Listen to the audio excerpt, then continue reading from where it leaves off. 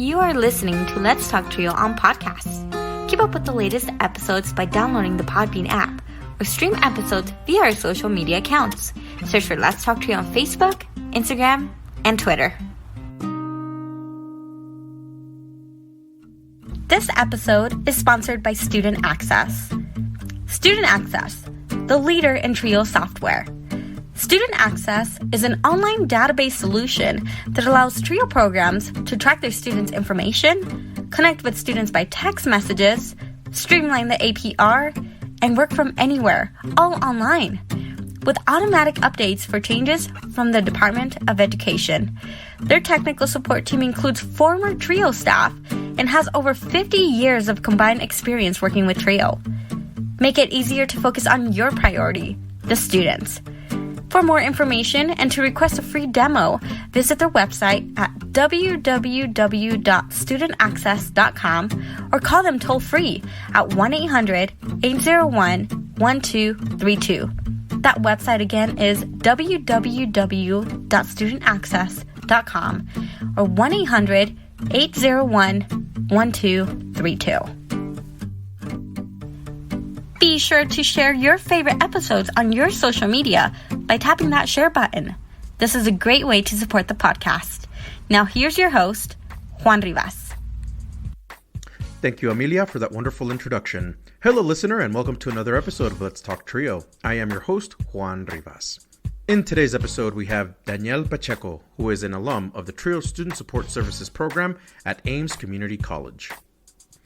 A huge thanks to our sponsors, Angelica Villalpando, Rosario O'Reilly, Dr. Ryan Barone, Dr. Jamie Motley, Felicia Rivera, Angelica Valdez, Nosotros Education Center, Jaded Electronics, and Student Access. Thank you so much for your continued support of this podcast. You too can be a sponsor of the podcast. Head on over to Patreon and search for Let's Talk Trio. Choose one of 4 patron levels. You can support this podcast for as little as $1 a month. $1 a month goes a long way in supporting this podcast. If you would like to nominate a participant, staff, or alumni to be on the podcast, send us an email at letstalktrio@gmail.com. That email again is letstalktrio@gmail.com. Again, a great episode featuring Danielle Pacheco, Trio alum, Student Support Services at Ames Community College. Please sit back, relax, and enjoy this episode.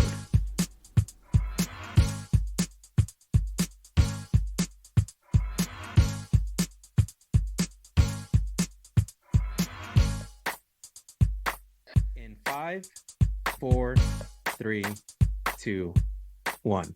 Hi, Trio Nation. My guest on the Let's Talk Trio podcast is a graduate of Ames Community College with an Associate of Arts. Also graduated with from the University of Colorado in Boulder with a Bachelor's of Arts and the University of Northern Colorado with a Master of Arts. Our guest is a Trio alum from Ames Community College. She has served as an advisor for the University of Northern Colorado, a grant coordinator and scholarship specialist at Colorado State University, and currently serves as a resident director for the University of California in Los Angeles. Her hobbies and interests include trying out new restaurants, indoor rock climbing, going to the beach, and hanging out with her dogs. Welcome to the podcast, Danielle Pacheco. Hi, Danielle. Hi, thank you so much. I'm so happy to be here and be in this space virtually. It's really good to see you again. And good it's to Friday. See you too. Can't complain. Yes. So it's a great day. Thank you. It is a weekend and it's wonderful to be here with you. How are things in Los Angeles?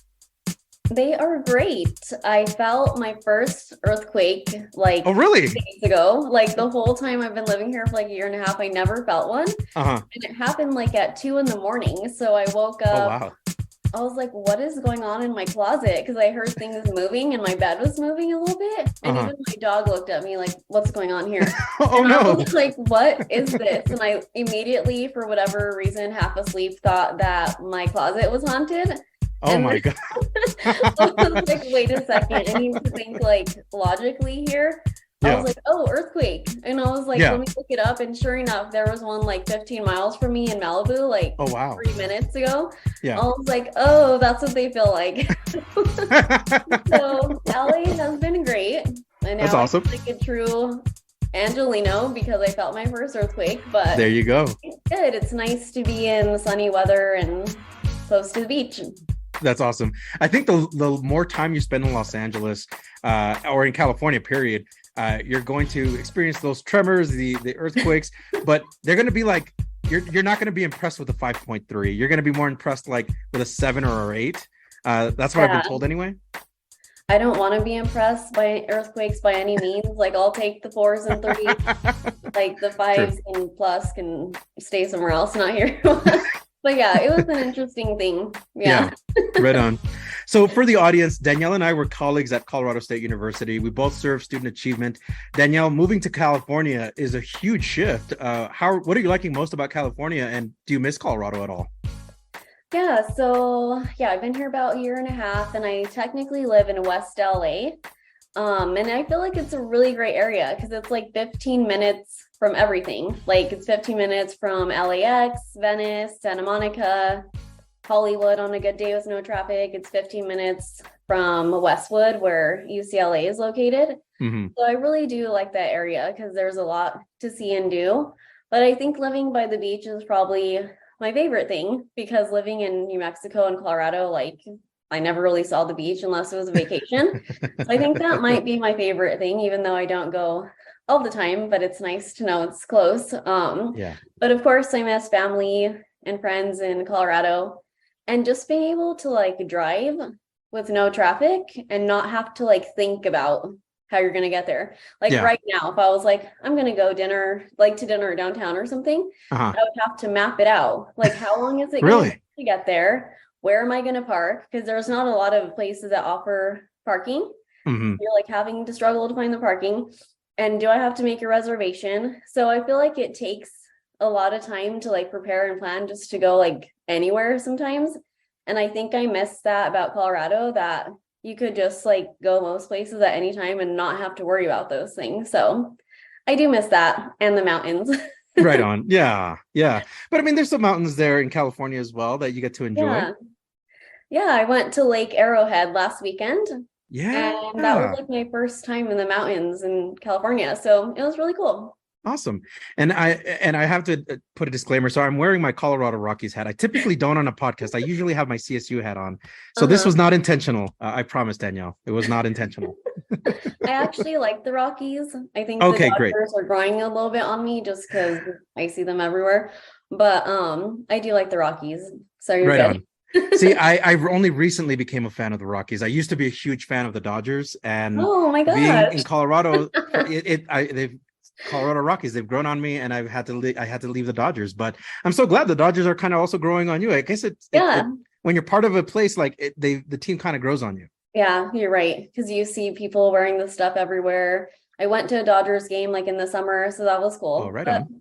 Yeah, go Rockies, go Dodgers, everyone. There you go.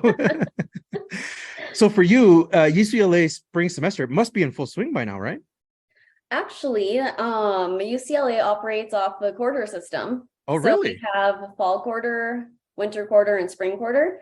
So right now, technically, it is winter quarter, and I think we're in week 3 right now, and there's about 10 weeks in each quarter. Mm-hmm. So that was interesting to transition from semesters my whole life into the quarter system. I was like, what is this? Because I have no idea what this is. So yeah, sorry, I misspoke, because it's actually fall, winter, spring, and summer. So there's 4, but yeah. So it's winter quarter over here, and it's going well. Things are like, moving along. People, like students have their exams and a lot of events happening. So it's been really great. Wow, amazing. Were you able to take some time off before this new quarter started for you? Yeah, I was able to take some time off. The way UCLA operates with staff taking time off is different and interesting from any other university that I worked for. Mm-hmm. It definitely has its pros and cons, I'll say that. But I was able to take some time off. So I actually went back to Colorado for the holidays to hang out. Oh, right on. You were here and I didn't get to see you. I'm sorry. I know, sad. We're going to have to change that for next time. Yes, absolutely. We got to link up and have lunch or dinner. That would be great. Yeah, that would be great. It would be great to see you again. But yeah, it was cool to hang out with my family. And I was there when it was so cold. It was like negative. Oh my gosh. Or something. And I was like, what is this? I definitely don't miss this part of it. But I will say, so I am from California, and being from there, I'll clarify. I was born, partially raised in California, and then my parents decided to move to New Mexico. But while in California, I really adapted to the weather. And coming Yeah. out to Colorado, look at me. I'm still wearing a jacket. It's nice and warm in my apartment, but I'm still wearing a jacket because I feel like it's still cold outside. Yeah. So yeah, California never really left me. I feel the same way about Colorado because sometimes I'm walking around in like shorts and like a normal like hoodie. And Mhm. then people are like, what is wrong with this person? They're like bundled up. And I'm like, I think I'm used to this. This is nothing. Yeah, you're like walking around like this is good. This is nice Yeah, weather. exactly. Talk to us about your interests and hobbies. How were you introduced to them, and was that something that grew on you, or you immediately clicked on it with? Yeah, talk to us about that. Yeah, so the rock climbing is like indoor rock climbing is fairly new. It's something Hmm. that like, as a kid, sometimes you'll see like indoor rock climbing, you go do it and it's kind of fun. But Yeah. I always was like, I am actually kind of good at this. And I vividly remember like in high school after prom and those whole things, I would like go up the whole wall like in flip-flops Oh and wow, like really? super fast. And I was like, I think I'm kind of good at this. So that one's something that I'm slowly bringing back. But yeah, hanging out with my dog is great because that's really like the only family I have out here. Because when I Yeah. moved out here, it was like I packed all my things, got in my car, drove out here with my dog. So, so I love hanging out with him, going to different like dog parks and just going to different places around here. And other than that, there's like tons of really great restaurants out here and Hmm. like breweries and just places to see.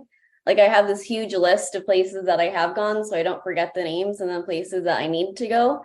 Yeah. So that's one thing that I like is that you could probably go to like a new place every single day here, and you would like 50 years later, you probably still want to be done Oh because there's wow. so many places. Yeah. It's interesting, yeah. That's awesome. Are there any post-COVID things that you missed doing that have found their way into your routine again? Um, let's see. So I think when COVID, like we were in the thick of it, I just missed being able to go out and just do anything at any given time and not Hmm. having to like think so much about like the health and like safety aspects of it. So I think like slowly getting back out and doing things is something that I do appreciate. I think also because here in LA, it's such a huge city. I think there's almost 4 million people here, and Hmm. there's almost 9 million in LA County. Oh And wow. so sometimes it's easy to just be like, I'm not going anywhere. I'm staying here. Like, I'm good here. Like, don't want to go out, deal with traffic, deal with people, whatever. But slowly, I'm branching out again to be able to like go see things and experience things. So I think that's something I'm slowly bringing back because I don't want to just be stuck like here in LA and that's all I know. I think I need to get out and just see more. Absolutely. And you have a dog. Can you talk to us about your doggy's name? Yeah, my dog is named Samson. I actually got him at a shelter in Aurora, Colorado, Hmm. and they didn't know like what kind of breed he was when he got there, like him and his siblings. So they thought he was going to be a Chihuahua, and I was like, Hmm. yay, because I wanted a small dog. Yeah. And then he like got bigger and bigger and bigger, and I was Oh like, my well, gosh. he's definitely not Chihuahua. So I did a dog DNA test on him. Uh-huh. And then it said that he was like a mix of things, like pit bull, Doberman Pinscher, Oh like wow. terrier, and like a couple other things. But he's really great. He's a good dog, and he just loves hanging out, sleeping. He sleeps like a child, and it's so funny. So I have so many pictures of him where I just like tuck him in, and he's just sleeping there, like with the blanket. It's so funny. But he's a Oh, good dog. I really like him. right on. Is he the only pet you have? Yeah. Right on. Talk to us about your transition back to campus work. Uh, well, first, was there a transition, and was it mostly virtual at UCLA for a while, or did you do a lot of on-site stuff? At first last year, I think they were slowly getting back into like how to operate with COVID. So most of it was like remote for the first like maybe half of the year, and then slowly they started kind of being in person more. But I think I actually like hybrid working spaces better. Mm-hmm. Like when before all of COVID happened, I was like, yes, of course, I love going into an office and hanging out and talking to people. But then now that like I've had the time to actually just be home, I feel like I get a lot of time back to myself because I don't have to worry about walking here and there, driving, worrying about all these other things. You can literally just attend so many meetings at home. So I do like the hybrid approach to things. Like when I have to be in person, sure, great, I'll do it. And also working at the university apartments, I do live like maybe like 20-ish, 15, 20 minutes away from campus. So that's kind of different too, because I don't feel like I'm like stuck on campus. I feel like I actually live kind of like in the city a little bit. So yeah, I do enjoy like the hybrid working environments, if that makes sense. Awesome. Yeah. As a follow-up, can you tell the audience what is it that you do at UCLA? Yeah, so I'm a resident director for residential life. And so a lot of my job is supervising our apartment resident assistants. I also supervise the University Apartment South Resident Association, which is comprised of, I think I want to say like 25 residents who live in the University Apartment South area, and their residents who are like working for residents and making sure that all the needs are being met. They do a lot of programming. So it's really cool. And then another big piece of my job is working on call on it, like on call rotation and responding to crisis situations. Right on. I think that's sounds like a very important position to be at with UCLA, because being on call, that's something that's outside of usually work hours, right? Yes, it is. When I'm on call, it's like a week at a time, and I'm on call like 24/7 for the entire week. So at any given time, I could potentially get a call about like a crisis situation, and crisis situations could be anything where University of California Police Department is involved.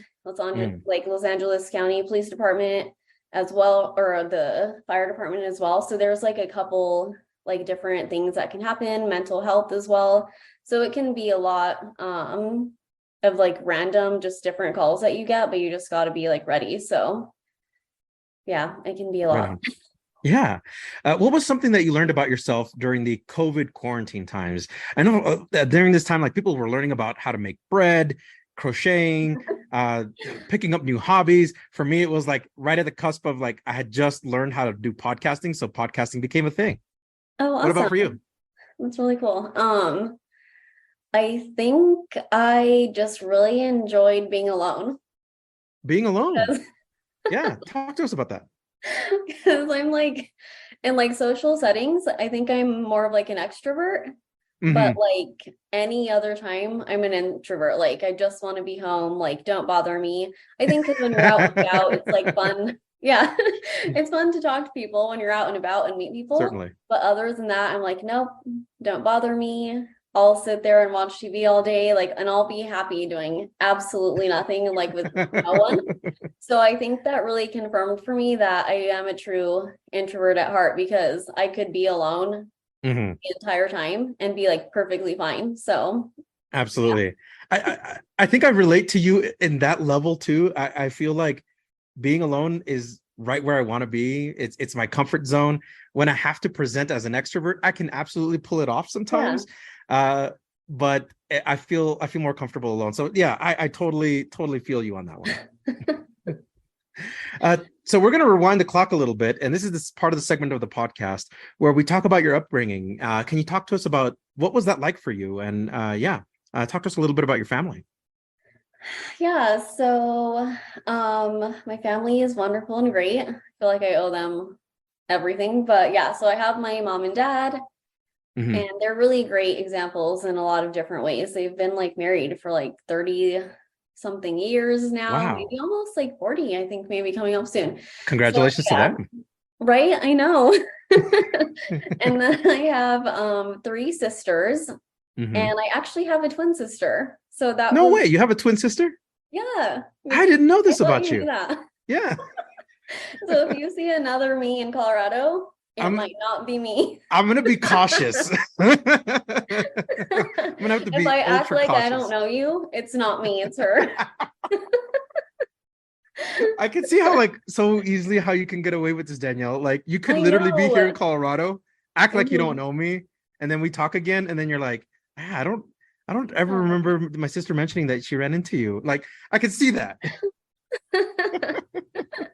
Actually, that's happened before. Where Oh, people are really? like, "Hey, I haven't seen you in forever." And I'm like, I don't know this person. And then I'm No like, way. wait, yeah, and I'm like, do you? And then I'll like ask them something. I'm like, oh no, that's my sister. And Yeah. it's so funny. But yeah, so but having a twin growing up was great. I think it was really cool to always have like kind of like a built-in friend since like day one and someone that you Hmm. could just hang out with all the time. But my upbringing was really great. I'm really like happy and thankful and grateful for everything that my parents and family like did for me. Right on.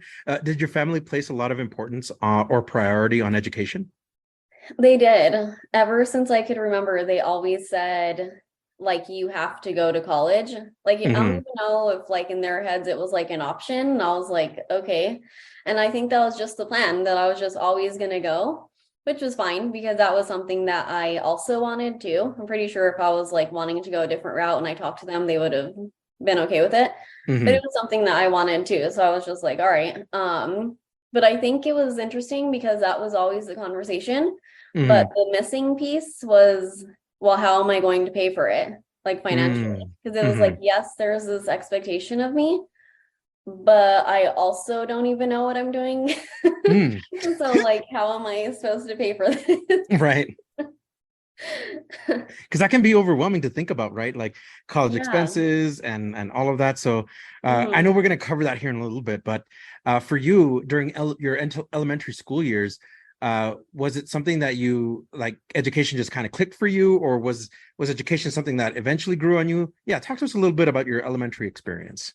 Yeah, when I was younger, like elementary, middle school, high school, I really liked school. I liked being there, learning new things, hanging out with friends. So I don't think there was ever a point that I didn't really like school until I got older. Hmm.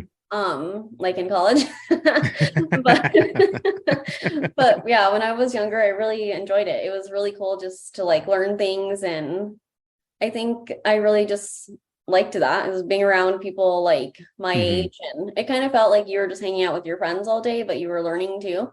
So I Yeah. really liked school when I was younger. Were there any subjects or teachers that became like instant favorites for you? Yeah, I'll never forget my first and second grade teacher. I had her for 2 years, which was Hmm. really cool. Miss Foster. Miss And Foster.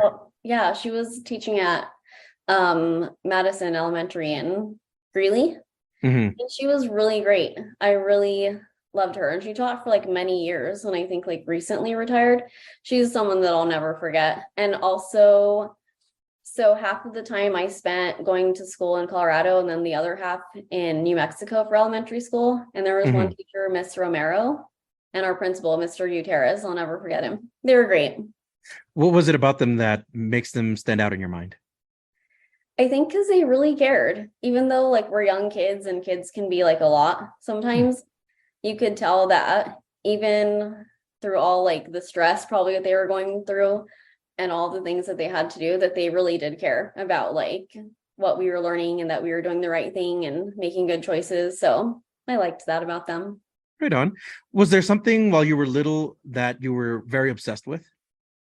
Um, I really liked, okay, so my grandparents have like a ranch in New Mexico. Uh-huh. And I think I was really like obsessed with going and hanging out there all the time. So it'd be like Really? my dad would go and do things at the ranch, like with the family, Hmm. but he would take like me and my sisters along, and it was just really fun. I think Yeah. because, when you're a kid, you can make little random adventures out of anything and make things up. And it was just fun to like hang out and be outside. And I think that's one thing maybe a lot of kids don't do these days. They don't hang out outside. And I'm like, there is so much to see and do. Of course, there's so much to see and do, like technology wise, but I'm like, but you got to get out there. You Yeah, got to see it. absolutely. I think it's important to be outside and experiencing nature too. That's amazing. Mhm. Um, were there any other things that you were into while you were little? I think like toys. I really Toys. loved, the easy bake ovens. I do remember Easy Bake. back in Yeah. the day. And I'm Mhm. like, why were we even allowed to eat whatever they gave us? It's amazing we're still here today. Life observations with Danielle Pacheco, everyone. She Right? I is know. I giving you. saw this funny meme the other day that said that was like the original air fryer or something. And I was cracking up because I'm like, it was. It It was a really little light was. bulb cooking the entire thing. Yeah. I think when I was like little, just like pretending that I was like in a kitchen making things and stuff was just so fun Yeah. because, which is pretty ironic because I'm not that person today. You won't really find me in the kitchen.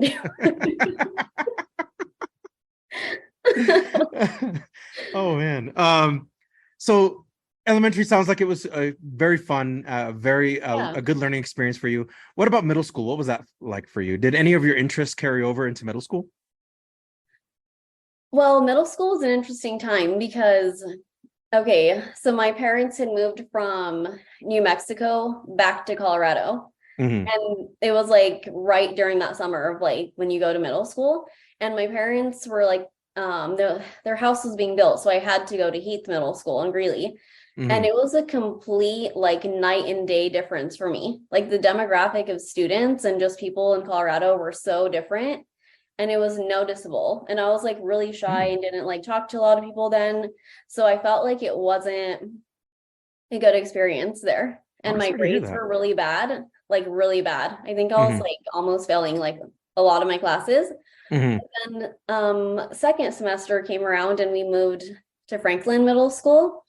And then it was like night and day. It was like I was doing so much better and I had Hmm. friends like from my previous elementary and then my cousins and stuff that went there too. And then Yeah. my grades were like, I remember getting my report card and it was like all A's except for one B.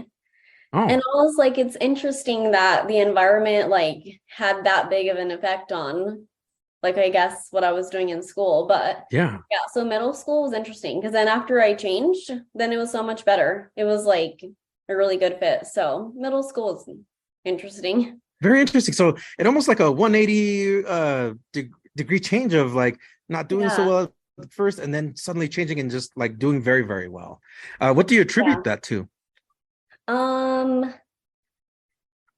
I I don't know. I think like the some of the like fellow kids that went to school with me, some of them were just like weird and rude. And I was just like, what is this place? Because I was used to like New Mexico and people being really polite and like humble living. And I feel like it's a slower paced way of life. Where over here it was like fast paced, people are doing this and that. And it just felt like I was out of place. And Hmm. then I think I just felt a little bit better when I went to Franklin because it just seemed like a better fit. But maybe it was like the students, maybe it was the teachers too, because they were also interesting. Right on. Who were some of your heroes growing up? Um, I would definitely say I always looked up to my parents because they worked really hard and made all these changes and everything for my sisters and I. So definitely them. Also, my two older sisters, because learning a lot from them was great, like in terms of just life in general, for school and stuff like that. So definitely I would say like my family and my twin sister. But aside from them, um, growing up, I think I really just appreciated like mostly family, I would say. Like even my grandma, she did like a lot and built like all the things that she had, like she did it on her own. So, and my grandparents too. And it was a different way of life back then too. Hmm. And so I think I just appreciated that they could work with so little and just build these amazing things. And I think I really just appreciated that. So probably mostly family, if I'm being honest. Right on. Uh, what is something that you learned about yourself at this point of your educational journey? That I wasted a lot of time and a lot of money. If I could go back, things would look so, so different. Hmm. But one thing that I've learned is that I think it just had to be that way. Because if it would have been any way else, I don't think I would have had the same experiences and opportunities that I do now. Hmm. So sometimes I wish, like, oh, I wish I would have known what I wanted to do, like right out of high school, so I could have finished undergrad, went to get my master's right away, and then be good. Yeah. But I think it just had to happen this way. And, everyone's on their own path. And I think sometimes society makes you feel like you have to like do this, do that, and then you're good. But it's like, no, it's different for everyone. And when you find what you really want to do, I think that's what matters. So I think if I learned anything, it's like, this is my own path and I'm on my own timeline, and I just can't compare myself to others because what I'm doing is like for me at the right time. Absolutely. I think that's important to note, right? For students that are thinking about going into college, that pressure of like, you have to get a degree done in 4 years, or you have to follow a certain path, that everybody's path looks different. And I think that's what's missing, I think, in academia, is to try to emphasize that point. Like, you don't have to follow this 4-year track. Yeah, I definitely took my time in undergrad. I think I took like 6 years. Oh, yeah? Because I just like was already on the 5-year track because I always only took 12 credits. Mm-hmm. Then I transferred to Boulder, so I lost some credits, failed some classes. Like, I just probably did it all. And then, yeah, so it took me a while, but always when people are like wanting to try to fit in 4 years, I'm like, but that's not normal for everyone. Some people they can do it, but some people have to work and have other things going on. So it's a bit different. Absolutely. Agreed. Let's talk about your transition to high school. What was that like for you? That was great. I was really involved like in clubs in high school. Definitely not a sports person. Tried it out in middle school, realized real quick that's not for me. So clubs was my thing. Like, I just loved being a part of a lot of stuff. And I think at a young age, even like in elementary school, I was like treasurer of the school for like a couple of years. And even in middle school, like took on some leadership positions. So that's always something I really appreciated. And I took a lot of AP classes in high school, which was interesting because I think I just took them for fun. Like, I took AP Spanish. I don't even know Spanish fluently, but it was interesting. I learned a lot. Yeah. But I liked high school. I still have like a lot of friends from high school that I still talk to, and it was a great time. Absolutely. You mentioned some of the things that you were involved with. Were there other things while in high school that you had to branch out to get involved with, like something that you maybe was out of the norm for you? Not really that I can think of too much. Not really. Okay. I think most of the things I was involved with was mostly at school, and it kept me busy because I was working part-time, involved in all these classes and like the different like programs and stuff. So yeah, it kept me busy. Right on. Were you thinking about colleges at this point? Yes. And I had already made the decision that I was going to Ames, and I was also involved in the dream team at Northridge High School. What is the dream team? It was I will definitely misspeak if I try to explain, but it felt like a high school trio, if I could put it in any way. And it was like, and I feel like it still exists today. They might have changed the name because that was like a long time ago. But yeah, it felt like a great support system. So they would chat with us and ask us like what we wanted to do, if we needed help with applications, anything like that. I think I even got a scholarship from them. My twin sister and I both did, actually.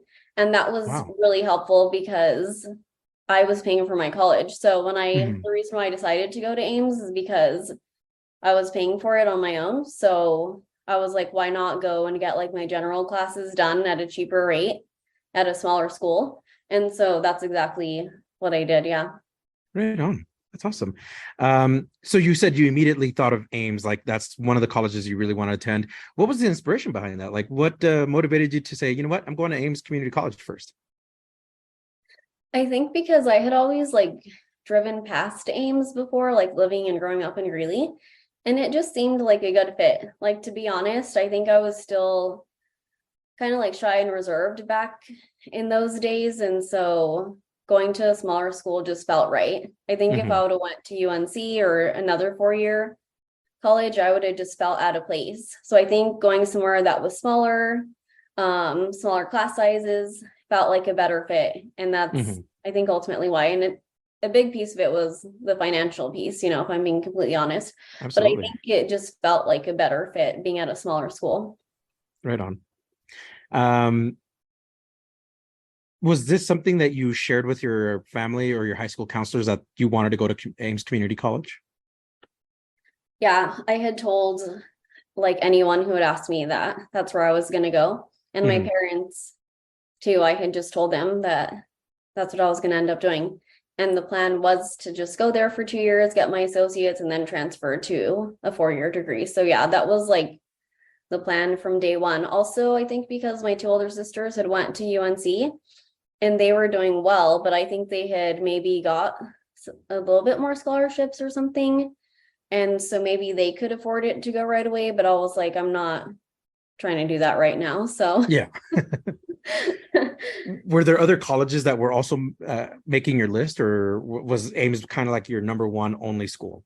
Yeah, it was just Ames. Like I wasn't even thinking about anything else. It was like, that's just the plan and I'm going to do it. Was there and I have to ask, was there a dream college, like a college beyond Ames that you were like, I would really like to go there, but I know that your heart was already set on Ames, but was there a different college maybe out of state that you were thinking about? I don't know if out of state. I think out of state, for whatever reason, always felt like something that wasn't attainable at the time, mostly because of money. And so I think I just didn't even think about it because I was trying to be realistic. A dream school at that time might have been like Boulder or like somewhere in Denver, like Metro or something, or UNC.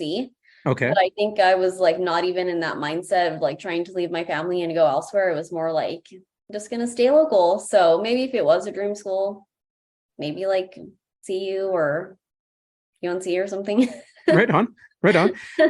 What did you do to start doing in high school to prepare for college?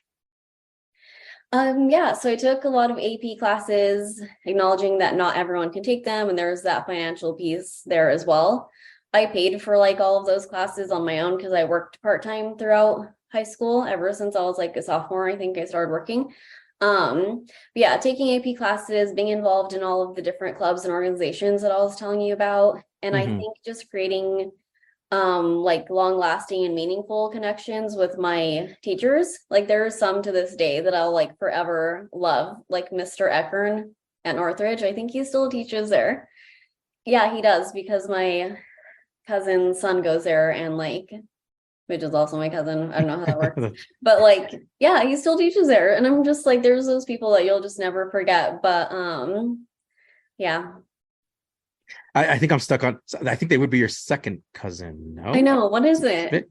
Is it sub cousin? I should just say cousin, because then I can use myself. An extension of your cousin.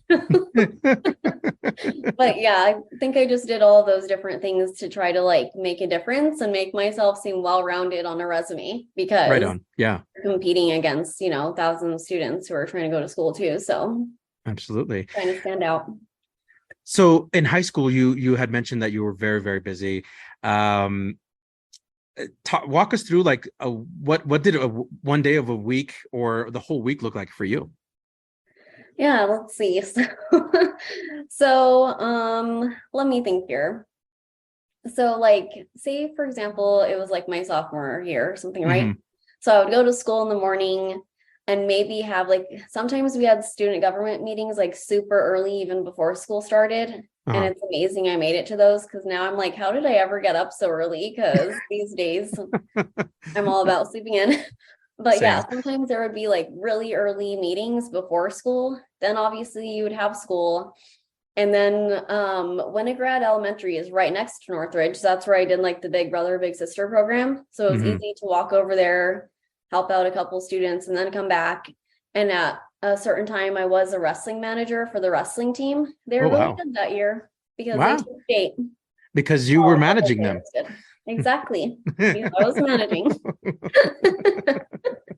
So that was kind of cool. So I would stay after after school for that. But then other days I would have to work at like this restaurant I was working at. So it was just like a lot. Like it just seemed like each day was different, because some days I would have to manage.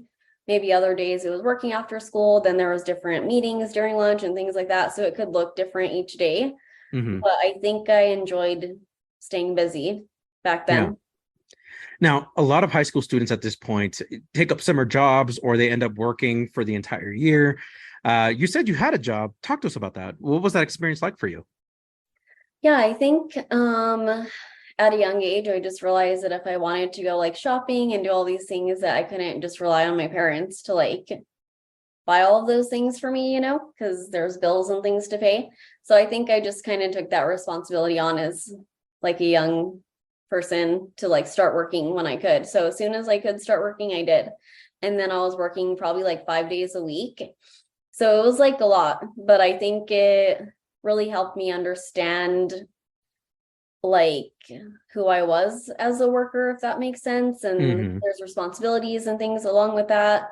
And I think it was just like a fun time because it felt like being, like just hanging out with friends. It didn't really feel like work because I was working at a restaurant. But yeah, I think it was easy to manage too.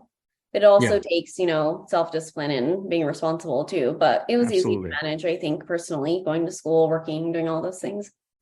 So it sounded like you were super busy, like Monday through Sunday, it sounds like. How did you balance all of that, all of those demands on you? I don't know. I think that's the appropriate answer too. Right? Who knows? I don't know. I think for me, like each day I just see like what is on my schedule. And I'm the type of person where like I like to mark things off because it makes me feel like I'm accomplishing things. So, if I look at my day and I'm like, oh, school, check that off, meetings, check it off, and then work. So I think it's just like making sure that when I'm waking up each day, it was like the mindset, I think, of going into that day. Because instead of being like, oh my gosh, I have all these meetings and I have to work after school, it's like I have all these meetings, I have to work after school, and that's exactly what's going to happen, So maybe it was just like the mindset that I had back then to make sure that I needed to get these things done. Wow. So you had the very determined mindset, it sounds like. Yeah. Sometimes I almost feel like, wow, high school Danielle was more mature than current Danielle. I don't know why. I think as we get older, right? We had it together. Yeah, well, get it together. Or here's what I learned when I came to Colorado State University. Shout out to Latoya, who is over at CSU. She helped me realize that yes, our work is important. We place a lot of value in our work, but at the end of the day, it's like, does it matter when you bring it home? And like you usually leave work at work, and when you're coming home, you're like, now it's time to be me. It's time for me to, if I'm feeling lazy, I'm gonna go lay down for a little while, so yeah, exactly You're right. Talk to us about your graduation day. What was that like for you? And family response. What was going on that day for you? The high school graduation, that was it was a great time. I felt like a little sad, I think, because you go through your whole life, but like the expectations that you go to elementary, middle school, then you're in high school, and then you finish and it's like, wow, I actually have to be an adult and like make my own decisions now. So I was like a little sad because I knew that I probably wouldn't hang out with some of those people again, and we all wouldn't be like in the same space like that probably ever again. And it made me feel like I had to grow up a little bit, if that makes sense, because now I wasn't like in high school anymore. Now I'm like graduated. So, but it was a great moment, I think, to walk across the stage, get my diploma, because it felt nice to know that finally I was done and I was moving on to like fun things. So it was a really good day. Right on. For many high school graduates at that point, many immediately roll into a 4-year college. Your path looked a little different. Talk to us about your decision process to, attend Ames, and the things that you did to prepare to start going to Ames. Yeah, Ames was like super close to home. I think it was probably like 10 minutes back then. So like it was close, it was cheap, it was like I had walked to the campus before, so it was like nice. You knew exactly where you were going or like where your classes were. So I think for me, it was an easy decision because like I said, the 4-year institutions felt like a lot and just way too big. So there's no way I wanted to do that because I don't think I was like ready for it. So I think being in a smaller space at a, smaller community college, it just felt right for me. I wasn't like jumping into like something that I just knew I wasn't ready for. So I think, making sure that I was involved throughout high school and all the different things that I did helped with like the resume and the application process. I felt like that part was pretty easy. But I think it was an easy choice for me. I think I just always knew that it would be Ames, and I love Ames. I'll be a person for Ames any day. Shout out to Ames. We'll tag them on the podcast too. Right, We're going to tag them. Hey there. We'll be right back after a message from our sponsor. Are you seeking guidance to enhance your TRIO project's effectiveness and success? Look no further. Nosotros Education Center, NEC, is here to empower your TRIO project with expert consulting services. NEC's mission is to promote the effectiveness and impact of TRIO programs. Since 2003, NEC has specialized in providing professional development and in-service staff trainings, allowable cost services, for TRIO projects across the country. The team at NEC, with over 60 years of combined TRIO experience, offers customized workshops and seminars for project staff, compliance assessments, external evaluations, working on and submitting APRs, database customization and training, development of policies and procedures manuals, and project implementation or reorganization services. Additionally, NEC has secured over $774 million in federal funding with a 92% success rate through their live and on-demand proposal workshops, assistance with data collection and review, detailed technical reviews, and comprehensive proposal development services. Join the hundreds of colleges, agencies, and TRIO projects across the country who benefited from NEC's expertise. Nosotros Education Center, your partner in TRIO's project success. Visit their website at nosotros.edu.org. Again, that's nosotrosedu.org. And now, back to the podcast. So how did you learn about TRIO? At what point in your time with Ames did you come across TRIO? Yeah, so the dream team I was telling you about in high school, I think they're the ones who introduced me, because I think they were like, hey, there's like some program that's kind of like this at Ames, and someone introduced me somehow, and then that's how I got involved. And It was like really great. Like if I wouldn't have had their support, I don't know what I would have done, because I felt like I kind of just went with emotions back then, and I was probably too shy to ask for help. So this is a PSA: if you're too scared or shy to ask for help, just ask for it, because then you end up making decisions and spending all this money just for the sake of like not asking questions where someone could help you. But they were really helpful. Like they helped me like pick out my classes and make sure I was following the right like routine of things, and that I wasn't like taking random classes I didn't need. But they were great. They had a little space that you could go into and like a computer lab that you could use as well. So it was like really nice to know that I had that support on campus, because being a first generation college student, yes, my two older sisters went to college, but their experience was different because they went to UNC and I was going to Ames. So it was nice to know that I had some people in my corner that I could turn to if I really needed them. So I appreciated it. That's awesome. So community colleges are typically known for their tight-knit community approach to education. Was that the similar experience that you had with Ames? Yes, and Ames has grown probably like twice in size since I was going to school. Like I look at it now and I'm like, I cannot believe this is the same community college that I went to, because there's so many buildings and there's just so many students who go there. Like it looks completely different, which good for them. But when I went there was probably only like 4 buildings, 4 or 5. So it was very like tight knit. You had some of the same people in classes. And I liked that there were like quite a few non-traditional students as well, because it's like, I think that's what college looks like to me. It's not these, students who go straight into college and they're all like 18, 17, whatever, however many years old they are. It was like, this is what college feels like. You're surrounded by all different age groups and, it's just like different. So I did like Ames for that reason, because it felt like you could turn to anyone and ask them for help and they would help you. That's amazing. I'm so glad that you had that experience at Ames. What role did TRIO play in your educational journey? Yeah, I think they helped me just get involved, or anytime I had a question about something, they would point me in the right direction. I think mostly like helping with class registration was the most helpful, because sometimes I feel like back then I didn't know like what classes to take, or even at that time at Ames, I didn't know what I wanted to get my bachelor's in. And so I was just kind of like going along with the motions, trying to figure it out. And they were able to help me like take different classes to kind of see what I like, see what's out there. And I think I appreciated that they were really just helpful and willing to help me with what I wanted to do. And they weren't trying to push or shove anything down my throat. They were just letting me do my thing, and they were supportive along the way.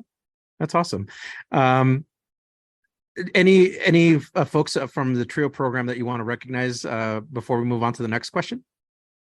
I'm the worst person on earth because I forgot their names. We will edit this part of the podcast out. Yes, we will. John, production note, let's edit this out. So let's move on to the next question. So what program or majors were you considering at this point? So like early on, I was like, I have no idea, because I'm like, I don't even know what I'm doing, but I'm going to college anyways. And I think at the very, very, very end of Ames is when I decided, oh, I think I really like ethnic studies and I really like psychology and communication. And those were like the three things that I was kind of leaning into. And then I think when I got admitted or accepted into CU Boulder, I think I had more credits for communication. So I ended up going that route. I still minored like in ethnic studies. Yeah. And I said no to psychology because I was like, I don't want to get a master's, but I did end up getting one anyways later. But I like didn't want to go back to school. I was like, no more school. I don't want to do it. Yeah. How many semesters were you at Ames? I think I was there like 3 years. 3 years. All right. Yeah, like 3 years there and then 3 at Boulder. So I definitely took my time figuring things out. Yeah. So you mentioned that you transferred to CU Boulder after your time at Ames. Did someone talk to you about the possibility of transfer? Yeah, when it was like time to start thinking about where I should, like, I guess when it was like my last semester, like almost last semester at Ames, they were telling me that I should start like considering where I wanted to go. And UNC was always the first option because, again, close to home, it's right there. Don't really have to worry about much.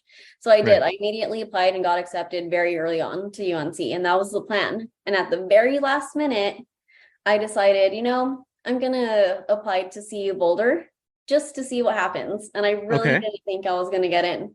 I had like a decent GPA and I was involved in like the LULAC at Ames and the Associated Students of Ames Community College. I was involved in like clubs there too. And I was like, well, let's see what happens. And then they did. They accepted me.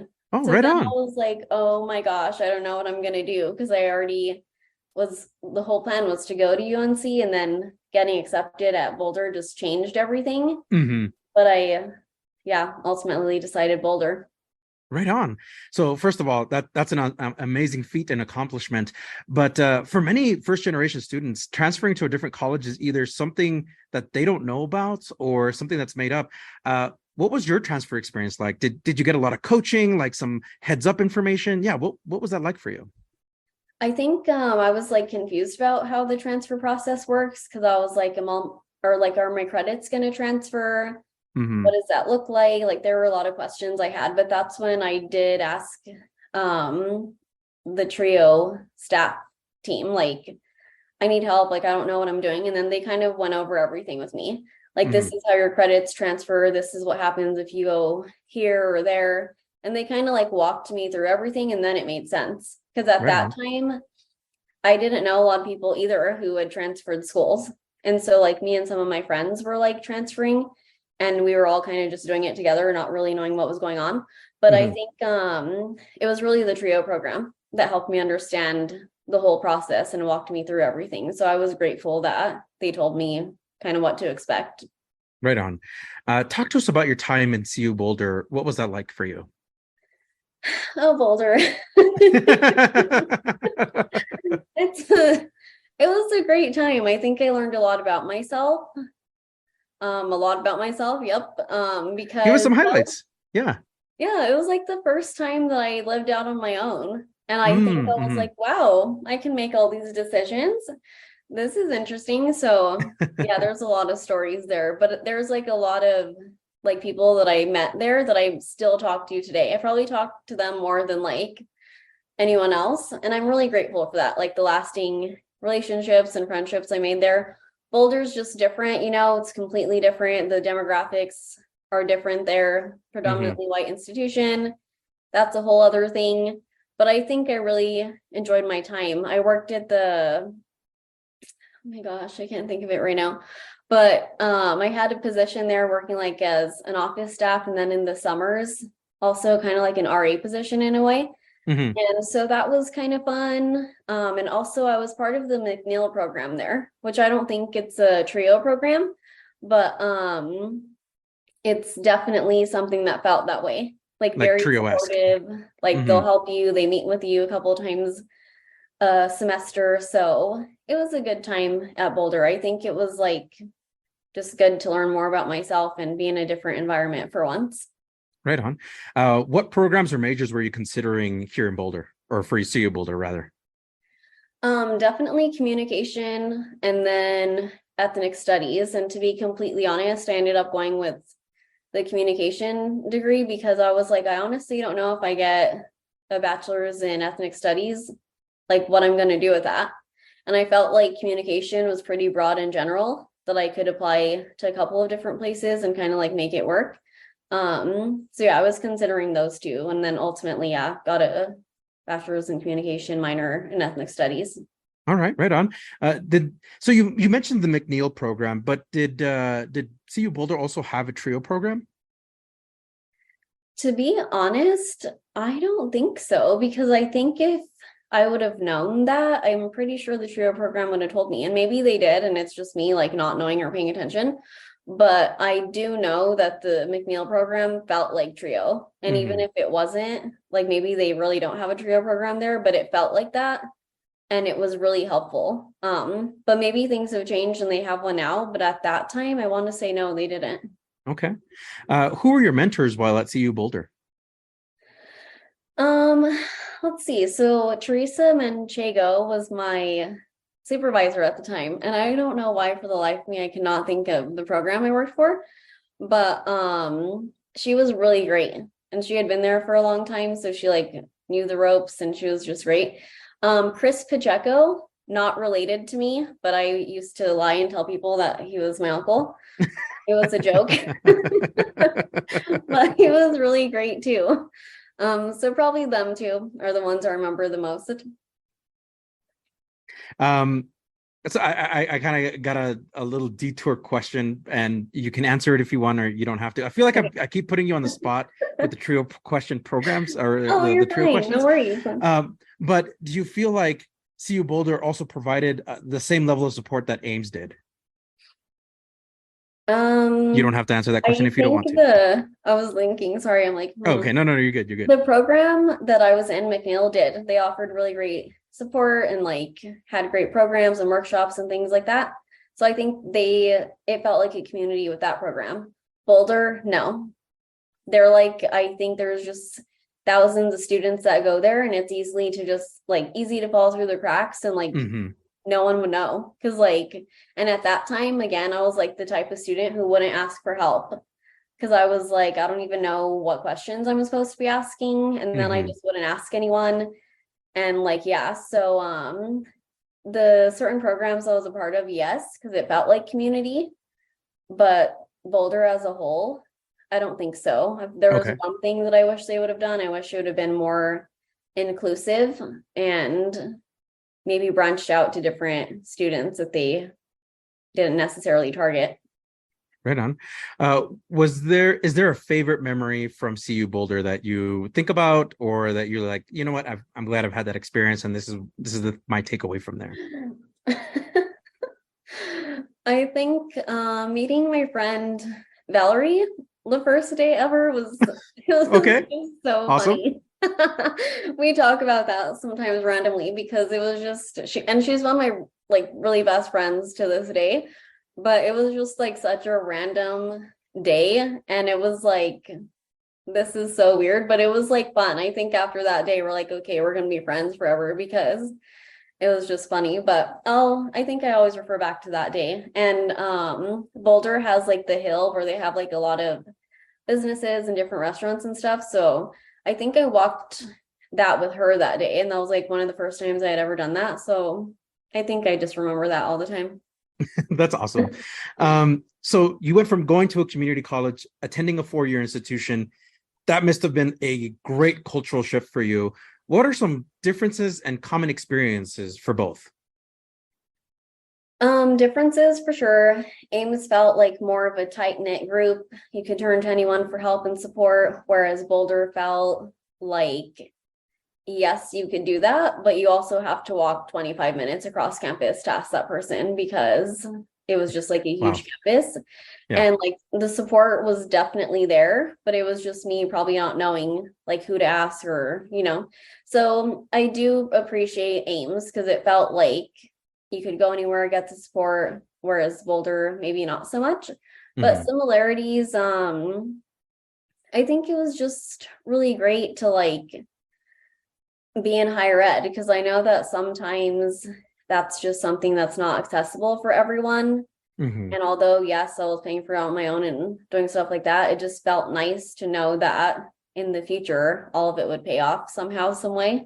Yeah. But I think also the lasting relationships and friendships that I made is like something that was similar at both because I still talk to like a lot of people from both schools. So awesome.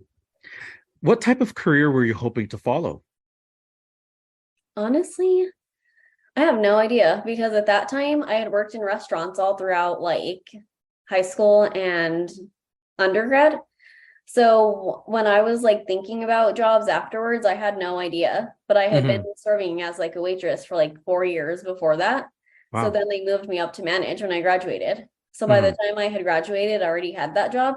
So I wasn't really thinking. I was just like, okay, cool. Like I'll get moved up, I'll manage, do this for a bit, get the experience, and then go somewhere else. I think I was trying to be more of like in the customer service realm. But then I quickly realized that maybe that's not what I want to do. So yeah, so probably customer service back then.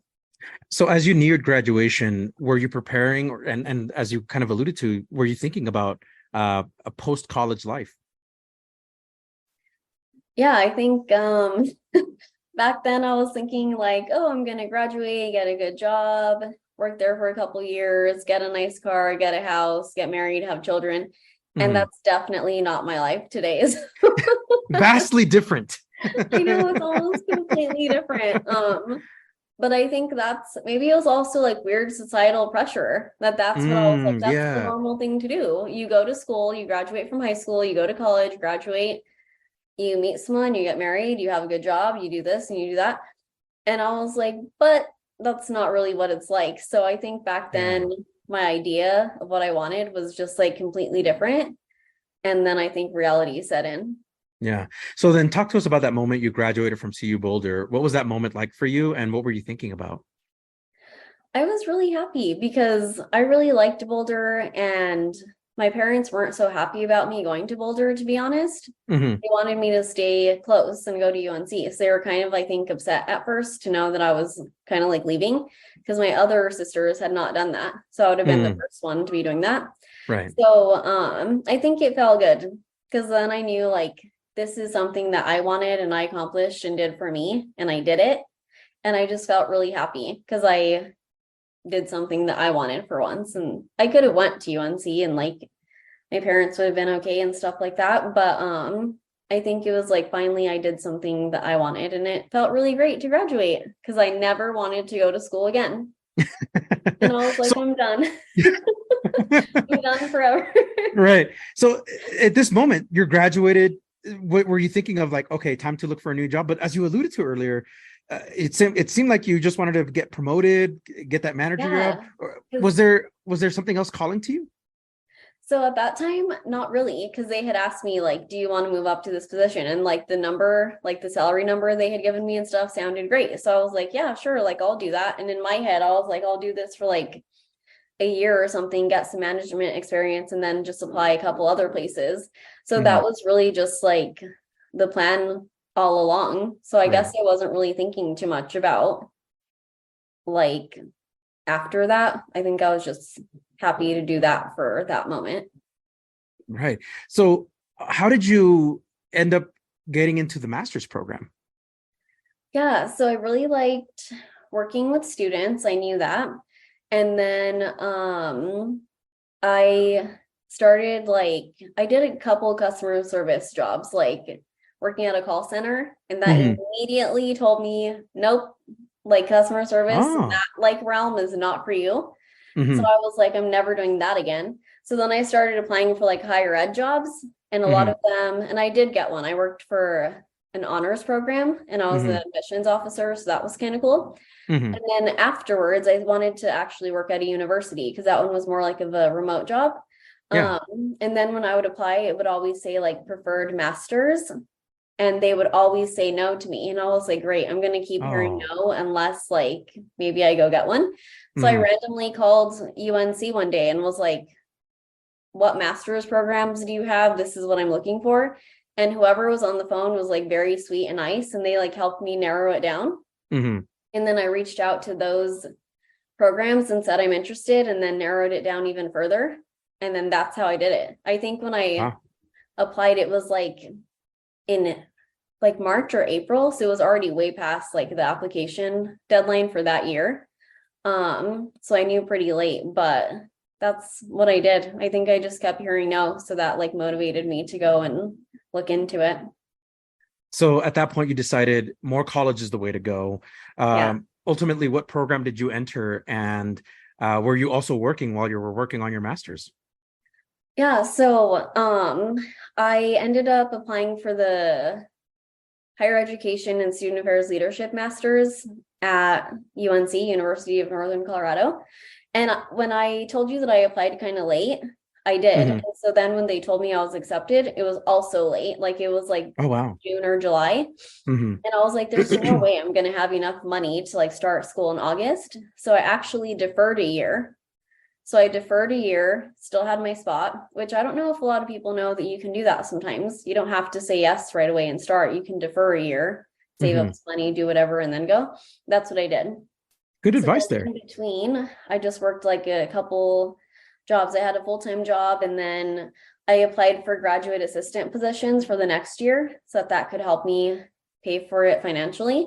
Mm-hmm. And then, yeah, sure enough, I got one at the honors program at UNC. So then I was able to like stop working full time and then be a full-time student, work at the honors program as a graduate assistant, and then kind of do it that way. So I didn't have like any other type of job besides the graduate assistant position. Wow. So the graduate assistant position, and then when you started your master's, that must have kept you really busy or kept you in a tight timeline. How did you manage your time? Yeah, I think I was working like 16, 20 hours at the honors program a week, and then I had my classes. It wasn't like terribly bad because the graduate assistant position was really flexible with hours, and then some of my classes were night classes. They would be from like 5 to 8. So I could work all day at the office, then go to school 5 to 8, and it was like fine. But I think it was a really good balance of like working a couple hours a day, then going to school. So it was kind of nice to know that I wasn't working like 40 hours a week, because I know some people do that, they do go to school full time and work full time, which props to them because I probably could never do that. But but it was nice to have like not so much work, and then it was like half work and half school if Right it all on. worked out. That's awesome. Talk to us about graduating again, this time with a master's. What was that like for you? Oh my goodness. I never had a graduation because You that's never had when a COVID graduation? happened. Oh, yeah, And I that's was like, right. no. And I think the whole time, like in that program, I just kept thinking graduation day, like that's going to be the day. It's going to all be worth it. Like that's what we're working for. And then sure enough, COVID happens in March, and then we didn't have a Dang. graduation. So my family did have a little like party for me, so that was That's nice. good. But I never walked across the stage. Maybe I should just do Dang. that randomly in my living room one day and pretend have my own graduation years later. We're going to take a moment to celebrate Danielle Pacheco and her graduation. Thank So you. I'm sending a reaction. You are amazing. That's inspiring to go from, you graduated high school, got your associates, got your bachelor's, and then your master's. That's amazing. You went through really a gamut of degrees. Yeah, and it also like was a long gap in between. That's why when I was telling you earlier that sometimes I wish I would have just like went to school, did it, graduated, went for my master's, graduated, because I took my time in undergrad, and then I took like a 4-year break in between undergrad and grad school, and then I went. But I think it wouldn't have worked any other way, I think, because all the different opportunities and everything, I don't think like would have come up like for me that way. Like even in my master's program, I had to do an internship, and I applied to so many internships, and then I got one at Stanford University, and that was like my number one choice, and I wanted that one, and I got it. And I was like, I don't know if like that would have happened if I would have rushed it like in the past. Like there was just so many things that just like kind of fell in line and fell into place that you just gotta trust the process, I guess. Absolutely. Talk to us about your work experience up to this point, because there's a lot of shifts. You went from waitress to a college advisor or a college admission specialist. You had really a ton of experience. Talk to us about that. Yeah, I think maybe I'm wrong for saying this, but I feel like we live in an age where it's not the same anymore. Like you can't just get one job and work there for like 20 something years and retire, because back in the day you could do that and you could make enough money working 40 hours a week, and you could buy everything, you could live comfortably, and you could get a retirement and everything at the end of all of that. And now it's like, what is retirement? Like what are all these things? True. Can you even have that? I don't even know. Is it retirement even possible? Yeah. Exactly. I don't know. That's a great question that I still don't know. But yeah, I think I've gone a lot of different routes, but I think it's because I've come this far and I'm not gonna settle. Like I'm not gonna settle for pennies when I could get a different job that's gonna pay me what I'm worth, you know? So I think I've gone a lot of different routes, like customer service, realized that it wasn't for me. Did admissions officer work, then I went and got my master's, and then worked like as an honors advisor for a bit, then went to CSU, and now I'm here at UCLA. So I think it keeps getting better as I go. I still don't even know what I want to do sometimes. I'm like, this is good for now, but like who even knows? I don't know. But I think it's been a good road though. I've learned a lot, and like it's just been great along the way. I think I wouldn't have had it any other way. Right on.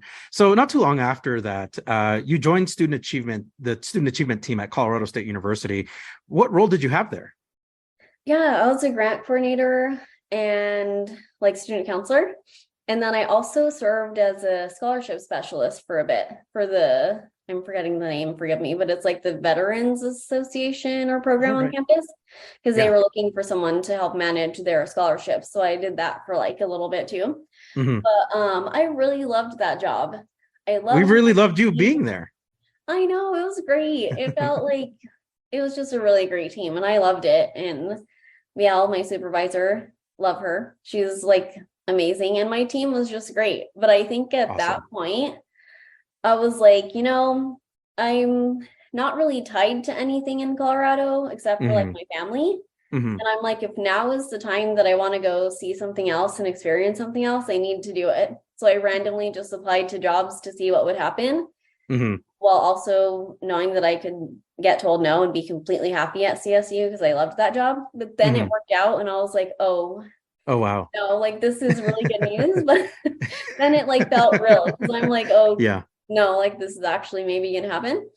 Yeah, it ended up happening, and then drove out here with my dog. So yeah, fun drive. so maybe seeing the beach made it real. Maybe feeling the earthquake made it real for you. Yeah.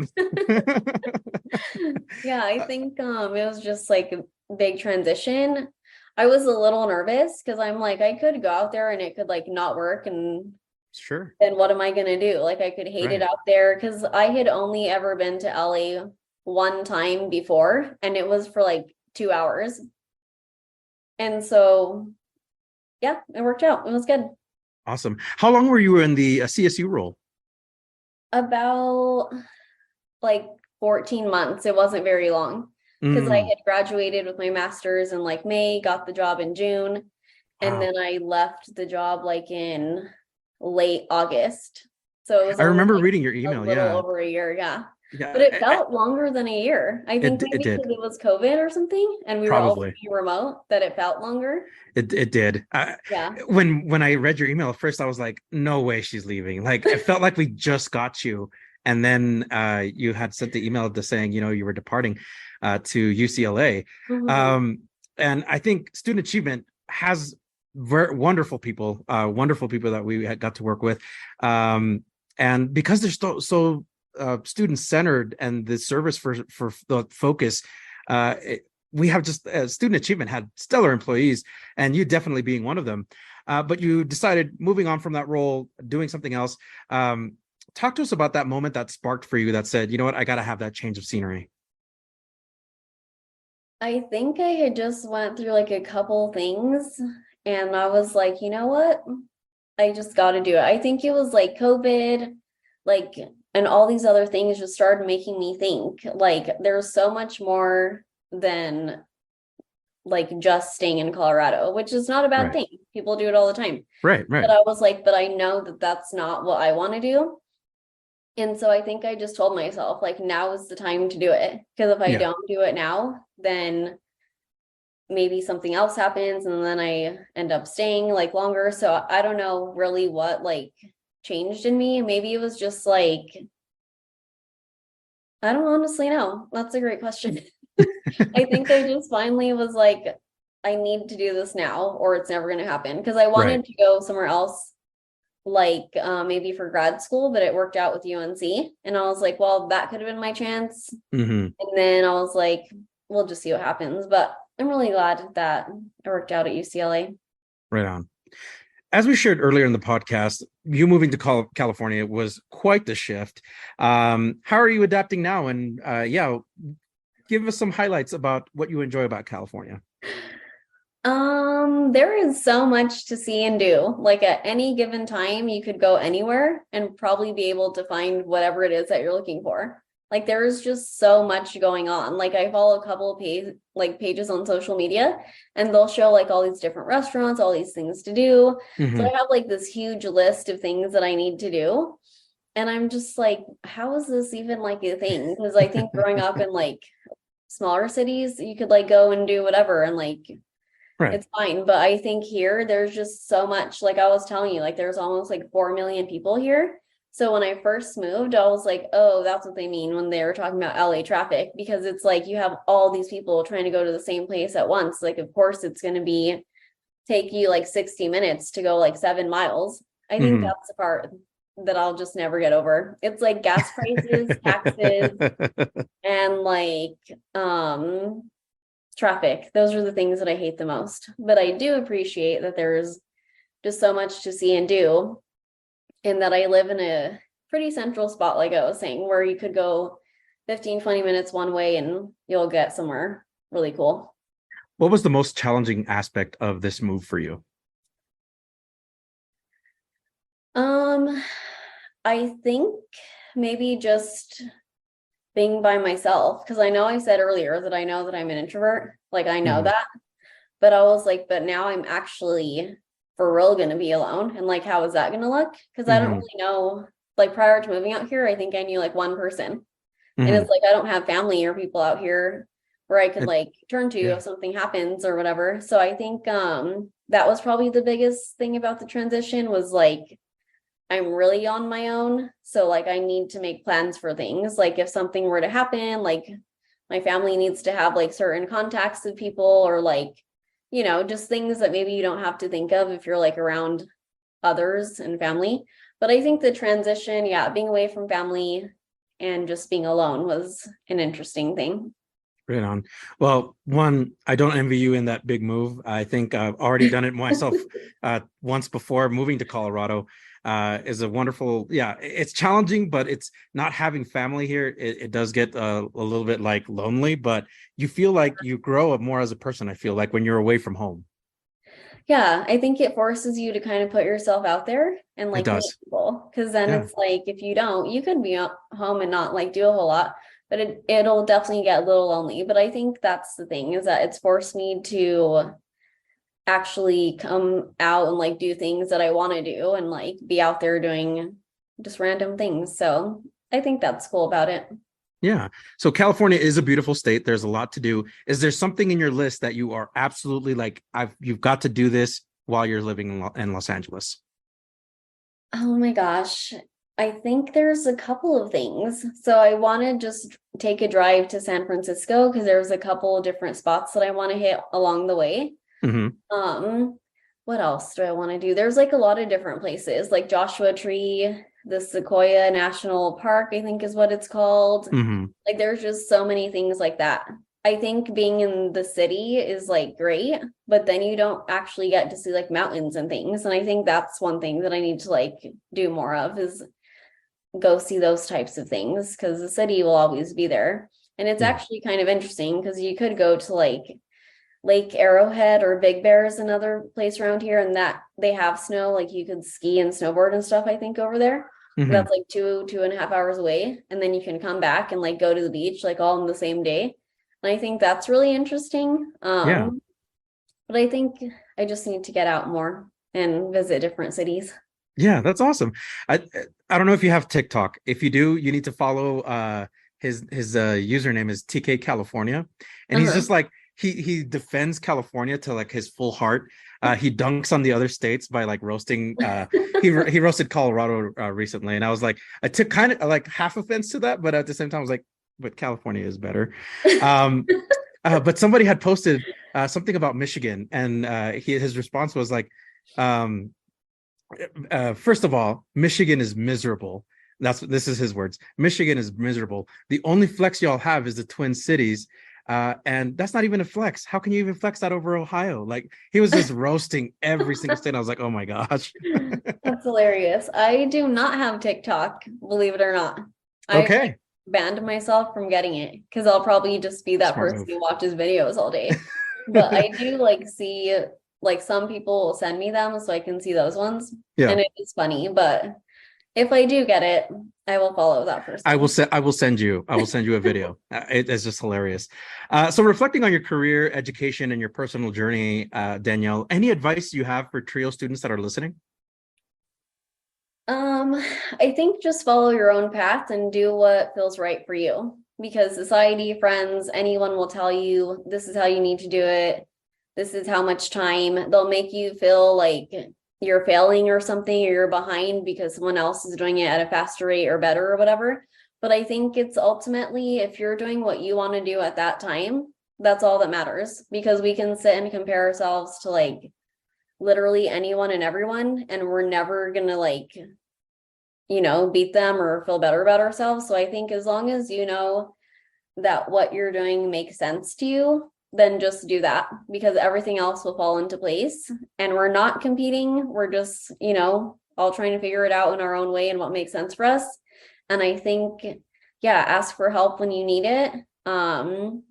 Take the time that you need for yourself, like self-care, and take care of yourself, because there's no way that you can be supporting others and being there for them if you're not taking care of yourself.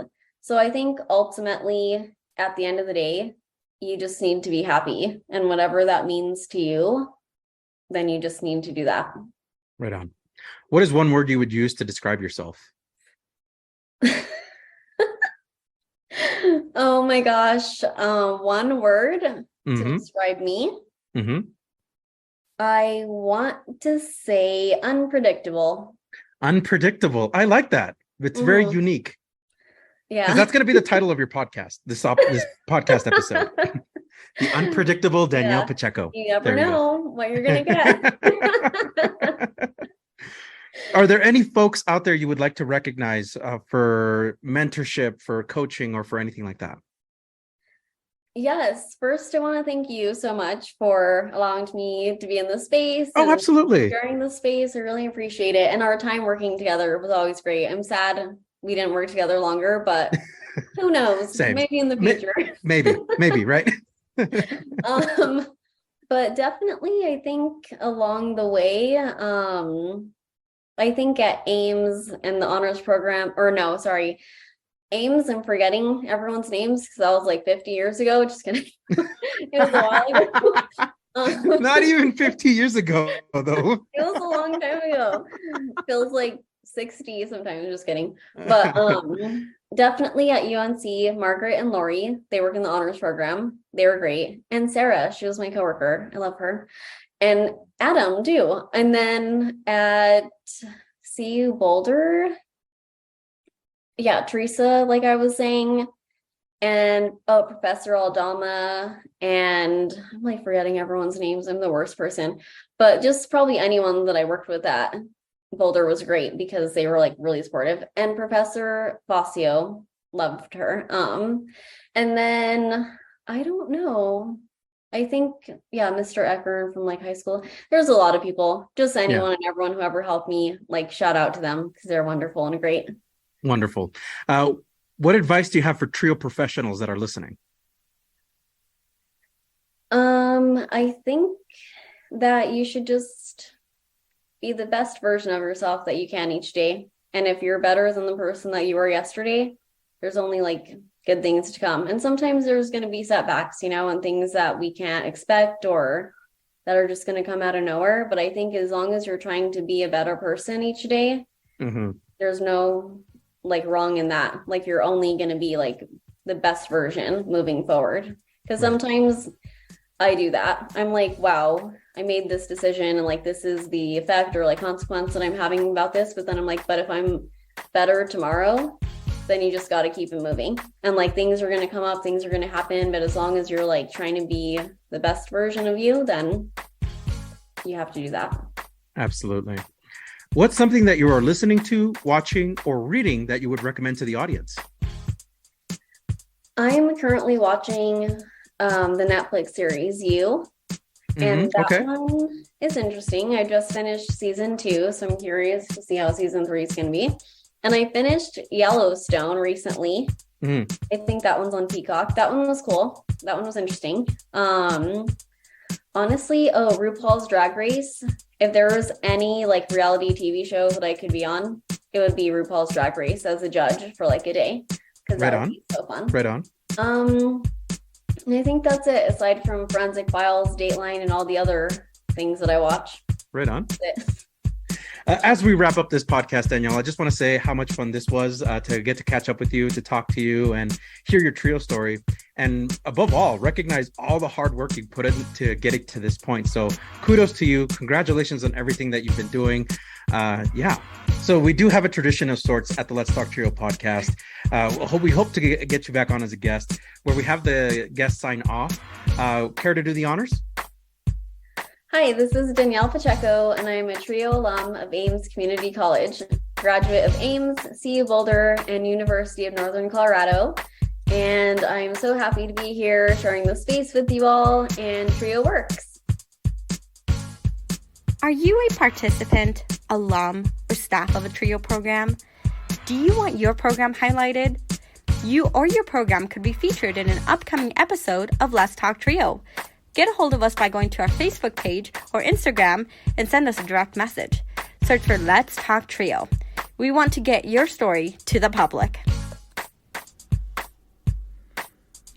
That was our guest, Danielle Pacheco from Ames Community College Trio Student Support Services Program. Danielle, thank you so much for being on the podcast and for sharing your trio story. Remember, if you would like to be on the Let's Talk Trio podcast or know a staff, advocate, or participant or alumni, send us an email at letstalktrio@gmail.com. That email again, it's letstalktrio@gmail.com. A huge thanks to our sponsors, Angelica Villalpando, Rosario Riley, Dr. Ryan Barone, Dr. Jamie Motley, Felicia Rivera, Angelica Valdez, Jaded Electronics, Nosotros Education Center, and Student Access. Thank you all so much for your continued support of this podcast. I'd like to take a moment to thank our honorary members of the Let's Talk Trio podcast, Roderick Chambers, Tony Ho, Scott Kendall, and Susan Cramp. The Let's Talk Trio podcast team is John Russell, audio engineer, music producer and composer, post-production editor. Amelia Castañeda, script supervisor, marketing manager, social media manager, and producer. Juan Rivas, executive producer and host. This podcast was recorded January 27th, 2023. Remember to always exercise your right to vote. Thank you all so much for listening, and we will catch you on the next episode.